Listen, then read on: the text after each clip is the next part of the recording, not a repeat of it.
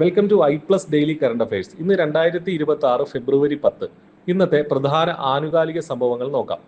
കളമശ്ശേരിയിലെ government medical college ക്യാമ്പസിന് സമീപം 100 IP കിടക്കകളും അനുബന്ധ സൗകര്യങ്ങളുമുള്ള കൊച്ചിൻ ക്യാൻസർ റിസർച്ച് സെന്റർ കെട്ടിടം മുഖ്യമന്ത്രി പിണറായി വിജയൻ ഉദ്ഘാടനം ചെയ്തു.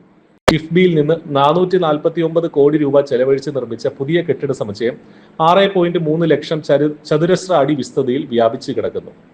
ഇന്ത്യയുടെ ചന്ദ്രയാൻ 4 ദൗത്യം 2028 ഷെഡ്യൂൾ ചെയ്യുന്നു.